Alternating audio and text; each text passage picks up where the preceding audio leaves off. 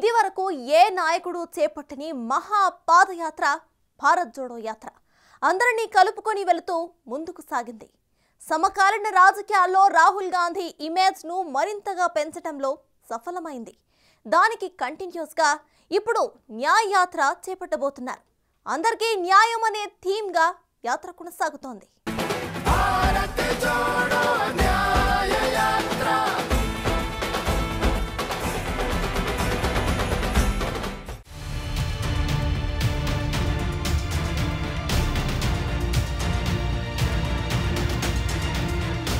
ఒక సుదీర్ఘ లక్ష్యం కోసం చేపడుతున్న యాత్ర భారత్ జోడో న్యాయ యాత్ర.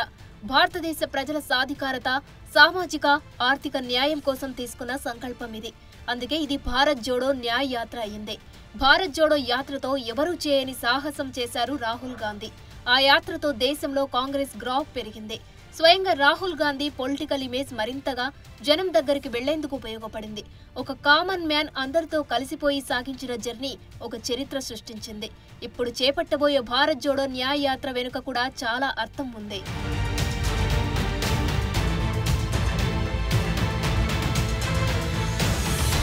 ద్వేషం కాదు, దేశానికి కావాల్సింది ప్రేమ. ఎండ లేదు, వాన లేదు, చలి లేదు.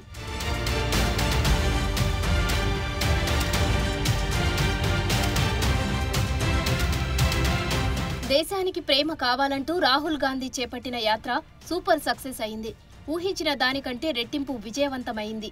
అందుకే ఇప్పటికీ కాంగ్రెస్ కు జోడో యాత్ర ఇచ్చిన స్ఫూర్తిని సగటు కార్యకర్త మరువలేదు. కన్యాకుమారి నుంచి కశ్మీర్ దాకా పాదయాత్ర చేపట్టి రాహుల్ గాంధీ చరిత్ర సృష్టించారు. ఎండను, వానను లెక్క చేయకుండా చలిలో సైతం ముందుకు సాగి సరికొత్త చరిత్రను సృష్టించారు. యాత్రలో జనంతో ఇంటరాక్ట్ అయ్యారు. పార్టీ శ్రేణులో ఉత్సాహం నింపారు. చెప్పాలంటే ఈ యాత్ర రాహుల్ జీవితంలో ఓ మైల్ స్టోన్. 2022 సెప్టెంబర్ 7న కన్యాకుమారి నుంచి భారత్ జోడో యాత్రను రాహుల్ గాంధీ ప్రారంభించారు. యాత్రలో భాగంగా 136 రోజుల పాటు 4081 కిలోమీటర్ల మేర రాహుల్ పాదయాత్ర చేశారు. భారత్ జోడో యాత్ర 12 రాష్ట్రాల మీదుగా సాగింది. 100కు పైగా గ్రూప్ ఇంటరాక్షన్స్, 250కి పైగా వాకింగ్ ఇంటరాక్షన్స్, 100 కార్నర్ మీటింగ్స్, 13 భారీ ర్యాలీలు, 12 మీడియా సమావేశాలు నిర్వహించారు. అందుకే రాహుల్ గాంధీ చేపట్టిన భారత్ జోడో యాత్ర దేశ రాజకీయాల్లో పెను సంచలనాన్ని సృష్టించింది. కన్యాకుమారి నుంచి కశ్మీర్ దాకా చేపట్టిన ఈ యాత్ర రాజకీయాల్లో చెరగని ముద్ర వేసింది. భారత్ జోడో యాత్ర సాగిన కర్ణాటక, తెలంగాణ, హిమాచల్ ప్రదేశ్ లో కాంగ్రెస్ పార్టీ విజయకేతనం ఎగురవేసింది.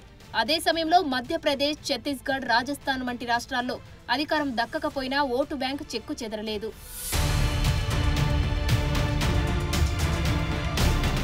తొలి విడత ఇచ్చిన స్ఫూర్తితో మలి విడతకు సై.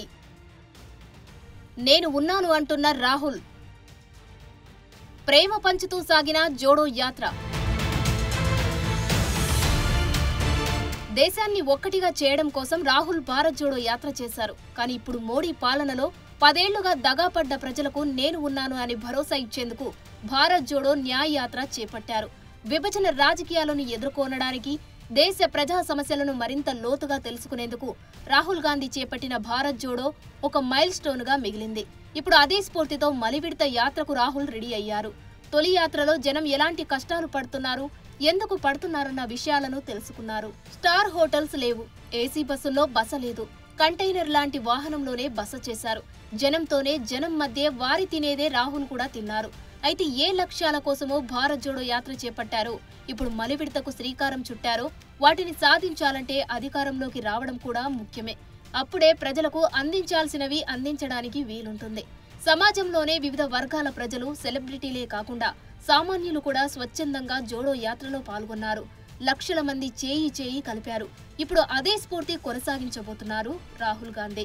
రాహుల్ గాంధీ యాత్రను సక్సెస్ఫుల్ గా నిర్వహించడంతో కాంగ్రెస్ అగ్రనాయకత్వం ఒక్కతాటిపైకి వచ్చి చాలా పని చేసింది. ప్రత్యర్థి పార్టీలకు చెక్ పెట్టేలా చేసింది. ఇప్పుడు కూడా రెండో విడత యాత్ర కోసం అదే సంకల్పం పనిచేస్తోంది. మోడీ, రాహుల్ మధ్య ఏ సర్వే నిర్వహించినా మోడీకే ఎక్కువ ఎడ్జ్ వస్తోంది. వయసు, పాలన, అనుభవం దృష్ట్యా ఈ మార్పు కనిపిస్తోందన్నది సర్వే సంస్థల మాట. అయితే భారత్ జోడో యాత్ర తర్వాత పరిస్థితి మారింది. మోడీని సవాల్ చేసే నాయకుడిగా రాహుల్ గాంధీ గ్రాఫ్ పెరిగింది.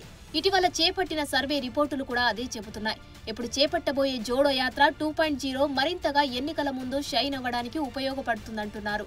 అయితే రాహుల్ 1000 యాత్రలు చేసుకున్నా బీజేపీకి ఎలాంటి ఫరక్ ఉండదని ఆ పార్టీ నేతలు చెబుతున్నారు. कोई फर्क नहीं पड़ेगा, वो 1000 यात्रा क्यों ना करे, क्यों ना उन्होंने 7 साल का जो यात्रा की थी उनके कार्यकाल में क्या किया उन लोगों ने, कांग्रेस ने कुछ नहीं कर पाया. उनका पास कोई कैरेक्टर नहीं है, कोई नीति नहीं है, कोई उनका लाइक काइंड ऑफ उनका कोई दिशा भी नहीं है. इसकी वजह से वो खो गए. नाउ जनता के दिल से वो निकल गए. अभी जनता किसी भी हालत में कांग्रेस को स्वीकार नहीं करेगा क्योंकि उन्होंने कुछ नहीं कर पाया. They are totally failure. अरे उन्होंने क्या क्या न्याय दिया, 7 साल में क्या न्याय दिया, इंसाफ दिया उन्होंने देशवासियों को, ना इंसाफी किया है उन्होंने.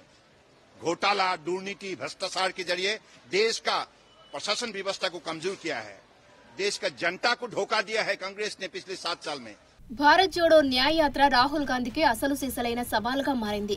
ఎందుకంటే వచ్చేవి సార్వత్రిక ఎన్నికలు. ఇప్పటికే 2 టర్ములు మోడీ ప్రభుత్వం అధికారంలో ఉంది.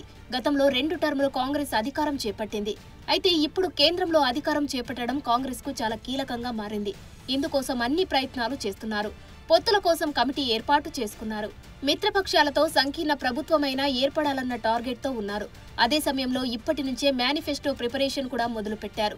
ఎందుకంటే కర్ణాటక, తెలంగాణలో అభయహస్తం గ్యారంటీలు చాలా బలంగా పనిచేశాయి, పార్టీని గెలిపించాయి. అదే లక్ష్యంతో దేశవ్యాప్తంగా ఎలాంటి హామీలు ఇస్తే బాగుంటుందన్న విషయంపై కమిటీ చర్చిస్తోంది. ఇలాంటి తరుణంలో రాహుల్ గాంధీ చేపట్టబోయే న్యాయ యాత్ర ఎఫెక్ట్ తప్పకుండా వచ్చే సార్వత్రిక ఎన్నికలపై ఉంటుంది. జనం మూడ్ ఎలా ఉంటుందో చెప్పలేం. అందుకు ఎప్పటికీ జనంలో ఉంటూ అధికారమే టార్గెట్ గా కాంగ్రెస్ యువనేత రాహుల్ గాంధీ పనిచేస్తున్నారు.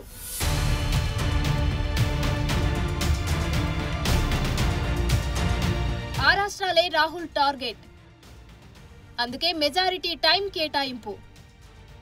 రాహుల్ యాత్ర ముగిసేసరికి ఎన్నికల హడావుడి.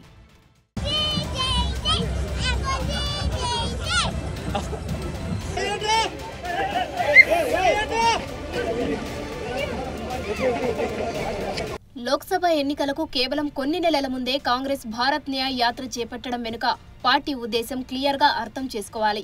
ఈ యాత్ర బెంగాల్, బీహార్, ఉత్తరప్రదేశ్, మధ్యప్రదేశ్, రాజస్థాన్, గుజరాత్, మహారాష్ట్ర లాంటి పెద్ద పెద్ద రాష్ట్రాల మీదుగా కొనసాగుతుంది. ఈ రాష్ట్రాలలో లోక్సభ సీట్లు అత్యధికంగా ఉన్నాయి. యాత్ర కొనసాగే రాష్ట్రాలలో మొత్తం 355 ఎంపీ సీట్లున్నాయి. ఈ రాష్ట్రాలలోనే ఓటర్లను ప్రభావితం చేయడం కాంగ్రెస్ కు చాలా ముఖ్యం. ఇండియా కూటమిలో ఉండగా కాంగ్రెస్ పార్టీకి ఈ రాష్ట్రాలలోనే సీట్ల సర్దుబాటు చేసుకోవడం అంత సులువు కాదు. న్యాయ్ యాత్రలో కూటమి పార్టీల నేతలు ఆయా రాష్ట్రాలలో రాహుల్ గాంధీని ఎలా స్వాగతిస్తారో అనేది కూడా ఇంట్రెస్టింగ్ పాయింటే. ఎందుకంటే ఈ యాత్ర సమయంలోనే ఆ కూటమిలోని పార్టీ నేతలు కూడా ఎన్నికల ప్రచారం కోసం ర్యాలీలు, యాత్రలు నిర్వహించబోతున్నారు. రాహుల్ యాత్ర ముగిసే సమయానికి దేశంలో లోక్సభ ఎన్నికల సందడి మొదలు కానుంది. ఈ ఎన్నికల మహాసమరం భారతదేశం దిశను మార్చడం ఖాయమన్న చర్చ జరుగుతోంది. అందుకే 2024లో జరిగే అతి ముఖ్యమైన ఘట్టాల్లో ఇది కూడా ఒకటి. ఇప్పటికే 2 సార్లు గెలిచి తమ సత్తా చాటిన భారతీయ జనతా పార్టీ ఇప్పుడు ముచ్చటగా 3వ సారి గెలిచి హ్యాట్రిక్ కొట్టాలన్న జోష్లో ఉంది. మరోవైపు ఈసారి గెలిచి బీజేపీ జైత్ర యాత్రకు బ్రేక్ వేయాలన్న ఆలోచనలో ఉన్నారు కాంగ్రెస్ నేతలు. మరి రాహుల్ జోడో యాత్ర, న్యాయ్ యాత్ర కాంగ్రెస్ కు అధికార పగ్గాలు వచ్చేలా చేస్తాయా లేదా అనేది వేచి చూడాల్సిందే.